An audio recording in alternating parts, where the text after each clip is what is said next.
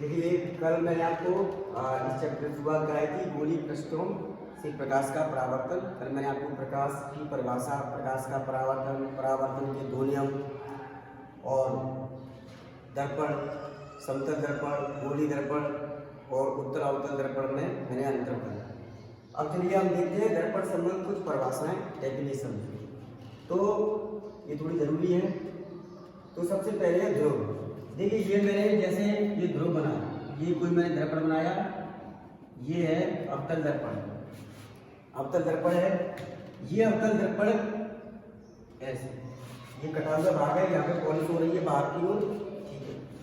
तो दर्पण का मध्य बिंदु ध्रुव कहलाता है। ये दर्पण का मध्य बिंदु क्या कहलाता है? ध्रुव कहलाता है। मान लीजिए कोई शीशा है, तो उसके बिल्कुल मध्य बिंदु को हम क्या कहते हैं? ध्रुव कहते हैं, होल को, तो इसको हम ध्रुव कहते हैं। अच्छा, वक्रता केंद्र आपने कल देखा था, क्योंकि ये जो गोली दर्पण बनाए जाते हैं, चाहे वो उत्तल हो या अवतल हो, वो किसी कांच के खोखले गोले का कटा हुआ भाग होते हैं। अब किसी भी गोले का कोई ना कोई सेंटर होता है, तो अब उस कटे हुए भाग का एक केंद्र होता है, उसी केंद्र को हम नाम देते हैं वक्रता केंद्र, सेंटर ऑफ कर्वेचर। तो ये दर्पण का सेंटर ऑफ कर्वेचर है। गोली दर्पण खोखले गोले का कटा हुआ भाग होता है, इसके केंद्र को वक्रता केंद्र कहते हैं, सेंटर ऑफ कर्वेचर। अब है ये मुख्य अक्ष। मुख्य अक्ष, मुख्य अक्ष देखिए, प्रिंसिपल एक्सिस। ध्रुव और वक्रता केंद्र से गुजरने वाली हम एक ऐसी इमेजिनरी लाइन अपनी तरफ से बनाते हैं जो सी व पी से वक्रता केंद्र से होकर गुजरती है।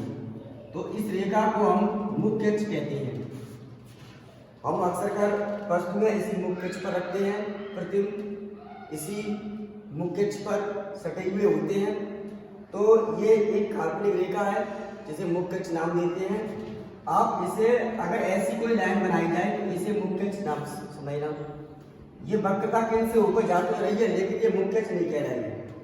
अच्छा, जैसे ये ध्रुव से होकर जा तो रही है ये लाइन, लेकिन ये भी मुख्य अक्ष नहीं कहलाएगी। मुख्य अक्ष वो लाइन कहलाएगी जो वक्रता केंद्र ध्रुव से होकर के गुजरती है, तो वो केवल यही सिंगल लाइन होगी। तो इसी रेखा को हम क्या कहते हैं? मुख्य अक्ष। तो गोली दर्पणों में वक्रता केंद्र ध्रुव से होकर गुजरने वाली इमेजिनरी लाइन को हम मुख्य अक्ष कहते हैं। अब है इसके बाद मुख्य फोकस। मान लीजिए ये अवतल दर्पण है, तो मैंने अवतल दर्पण पर मुख्य अक्ष के समांतर प्रकाश किरणें गिराई। ये मुख्य अक्ष के समांतर प्रकाश किरणें जा रही है, तो ये दर्पण से टकराएंगी और टकराने के बाद परावर्तन होगा। परावर्तन के बाद कोई बिंदु पर फोकसित होंगी, ये बिंदु पर आकर के सिमटेंगे मुख्य अक्ष पर। इसी बिंदु को हम नाम देते हैं मुख्य फोकस। इस बिंदु को हम क्या नाम देते हैं? मुख्य फोकस। तो दर्पण, अवतल दर्पण पर जब मुख्य अक्ष के समांतर प्रकाश किरणें आ रही होती हैं, तो वो परावर्तन के पश्चात एक बिंदु पर सिमट जाती हैं। इसको हम मुख्य फोकस कहते हैं। अच्छा, यही मुख्य फोकस थोड़ा सा डिफरेंट है उत्तल दर्पण में। जैसे ये उत्तल दर्पण है और ये मुख्य अक्ष है, ये वक्रता केंद्र है, ये मुख्य फोकस है और ये ध्रुव है। तो यहाँ हम अवतल दर्पण, उत्तल दर्पण पर समांतर प्रकाश किरण ले जाएंगे। तो उत्तल दर्पण पर समांतर प्रकाश किरण ले जाने के बाद आपको कल पता ही था कि इससे परावर्तन के पश्चात ये क्या करता है? किरणों को समेटता है या फैलाता है? फैलाता है। तो ये इस प्रकार फैलती है प्रकाश किरणें कि पीछे एक बिंदु से आती हुई प्रतीत होती है। उस बिंदु को हम नाम देते हैं मुख्य फोकस। ये उत्तल दर्पण का मुख्य फोकस है, ये अवतल दर्पण का। यहाँ पर प्रकाश किरणें परावर्तन के पश्चात वास्तव में इस मुख्य अक्ष पर एक बिंदु पर मिलती हैं, सिमटती हैं। ये अवतल दर्पण का मुख्य फोकस है। जबकि उत्तल दर्पण में परावर्तन के पश्चात बिंदु से आती हुई प्रतीत होती है, ऐसा लगता है कि इस जगह से प्रकाश किरणें आएंगी, एक्चुअली वहां से आ रही होती है वो। तो इस तरह से ये इसका मुख्य फोकस कहलाता है। अब है वक्रता त्रिज्या। आप देख रहे हैं ये जो ध्रुव है, ध्रुव बिंदु और ये वक्रता केंद्र, यहाँ से यहाँ तक के बीच की जो डिस्टेंस है, उस डिस्टेंस को हम नाम देते हैं रेडियस ऑफ कर्वेचर, वक्रता त्रिज्या। अच्छा, ऐसे इसमें ध्रुव से लेकर के वक्रता केंद्र तक की दूरी क्या कहलाती है? वक्रता त्रिज्या। अब इसके बाद फोकस दूरी, फोकल लेंथ। फोकल लेंथ में ध्रुव से लेकर के यहाँ मुख्य फोकस तक की जो डिस्टेंस है उसे हम क्या कहते हैं? फोकस दूरी, स्मॉल एल। ऐसे यहाँ ध्रुव से लेकर के मुख्य फोकस तक की दूरी कहलाती है फोकस दूरी, स्मॉल एल, फोकल लेंथ। तो ये संबंधित कुछ परिभाषाएं हैं अवतल दर्पण में, उत्तल दर्पण में। अवतल दर्पण में ये आप फर्क देख रहे हैं कि इसका सेंटर ऑफ कर्वेचर परावर्तन सतह की तरफ है और उसका मुख्य फोकस परावर्तन सतह की तरफ है, पॉलिश वाली सतह की तरफ ये वाले पॉइंट नहीं है। उत्तल दर्पण में जो मुख्य फोकस है, वक्रता केंद्र है, वो पॉलिश वाली तरफ है, परावर्तन सतह वाली तरफ नहीं है। इसका थोड़ा ध्यान रखना। देखिए, अभी हमने आपको बताया ध्रुव, मुख्य फोकस, वक्रता केंद्र, ध्रुव से लेकर फोकस तक की दूरी, फोकस दूरी, और ध्रुव से लेकर के वक्रता केंद्र तक की दूरी, वक्रता त्रिज्या। अब हम ये जानना चाहते हैं कि ध्रुव से लेकर के ये जो वक्रता केंद्र है, वक्रता त्रिज्या, और ध्रुव से लेकर के ये जो मुख्य फोकस है, फोकस दूरी, इनके बीच में क्या रिलेशन है, क्या फॉर्मूला ड्राइव होगा। अब वैसे यहाँ इससे डायग्राम से लग रहा है कि ये जो वक्रता त्रिज्या है, डिस्टेंस है, वो फोकस दूरी से ज्यादा है। अब वो कितनी ज्यादा है? क्या वो 2f है, क्या वो 3f है, क्या वो 4f है, एंड सो जो भी। तो हम ये रिलेशन निकालना चाह रहे हैं कि वक्रता त्रिज्या मुख्य फोकस दूरी से कितने ज्यादा है। देखिए, तो इसका वेरिएशन बनाते हैं। जैसे मान लीजिए ये एक अवतल दर्पण है और ये खोखले गोले का कटा हुआ भाग होता है, ये इसका केंद्र है और ये इसका ध्रुव है। यहाँ से गुजरने वाली रेखा मुख्य अक्ष कहलाती है, वक्रता के ध्रुव से होकर गुजरने वाली रेखा मुख्य अक्ष। अब इसके बाद हम एक समांतर किरण लेते हैं, प्रकाश किरण, मुख्य अक्ष के समांतर प्रकाश किरण लेते हैं। परावर्तन के पश्चात क्या होगा? ये प्रकाश किरण इस मुख्य अक्ष से होकर गुजरेगी, ऐसे होकर गुजरेगी ये प्रकाश किरण। यहाँ मुख्य अक्ष पर एक बिंदु पर ये काटेगी, उसी को हम नाम देते हैं मुख्य फोकस, मुख्य फोकस। अच्छा, अभी ये हमने डायरेक्ट लिख लिया। जैसे ये वक्रता केंद्र से यहाँ हम एक अभिलंब बनाते हैं, नॉर्मल, ये प्रकाश किरण नहीं। जैसे आप ये देखिए, ये मान लीजिए कोई गोला है, स्फीयर है, ये केंद्र है उसका, तो यहाँ से यहाँ तक की दूरी इसकी त्रिज्या है, इसको हम काट दें, ये केंद्र और ये इसकी त्रिज्या। तो यहाँ ये सभी जो डिस्टेंस है वो क्या होंगे? बराबर होंगे। और ये इसके सतह के क्या होंगे? हमेशा लंबवत होंगे। तो यहाँ जो वक्रता केंद्र से यहाँ की जो लेंथ मैंने ली है, ये असल में इस सतह पर एक अभिलंब, सतह पर एक नॉर्मल बन रहा है, परपेंडिकुलर वक्रता केंद्र से। अब ये प्रकाश किरण ये अवतल दर्पण की सतह पे आई और ये थीटा एंगल से आई। परावर्तन के दूसरे नियम में हम देख चुके हैं कि आपतन कोण जितना होता है उतना ही परावर्तन कोण होता है।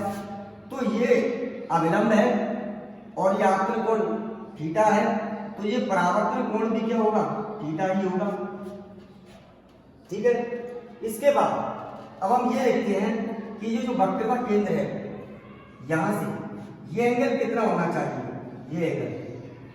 ये एंगल आप देखें तो यहाँ एक एकांतर कोण बन रहा है। देखिए, ये यहाँ से और ये यहाँ और ये एकांतर कोण, ये वाले कोण।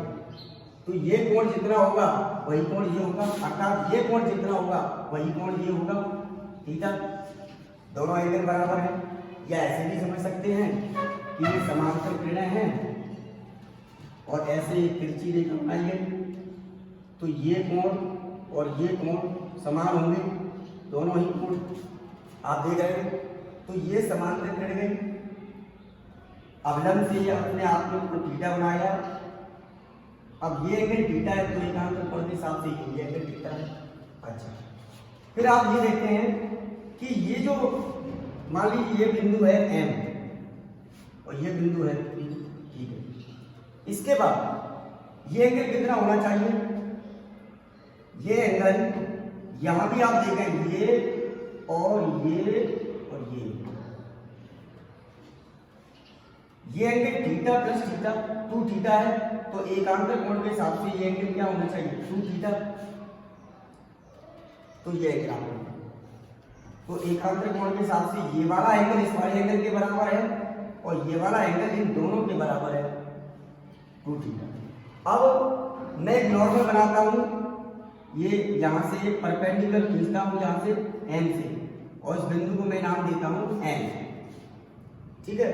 इसके बाद अब हम इसकी ऑप्टिकल डिस्टेंस देखते हैं।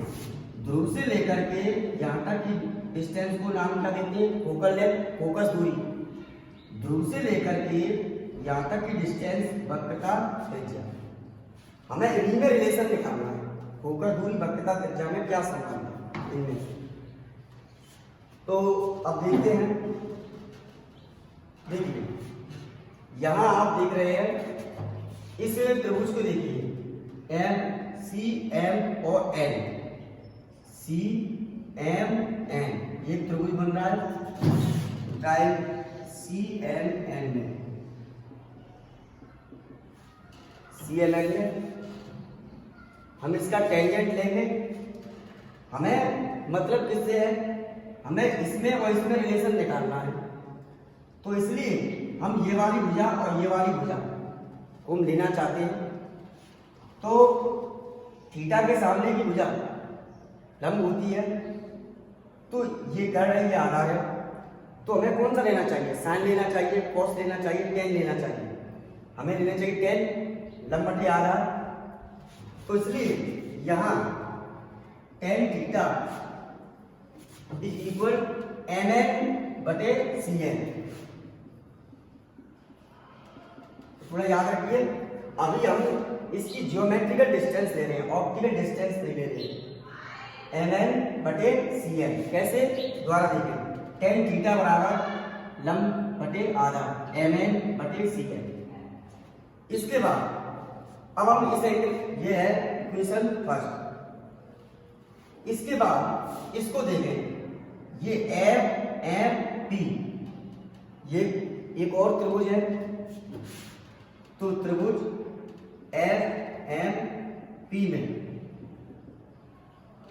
tan कितना है? 2 theta, tan 2 theta equal mn बटे FP, mn बटे FP, ठीक है। यहां तक क्लियर हो गया? आपको दो त्रिभुजों में CMP में mn बटे CN, mn बटे CN, और FMP में त्रिभुज में 2 थीटा बराबर mn बटे n।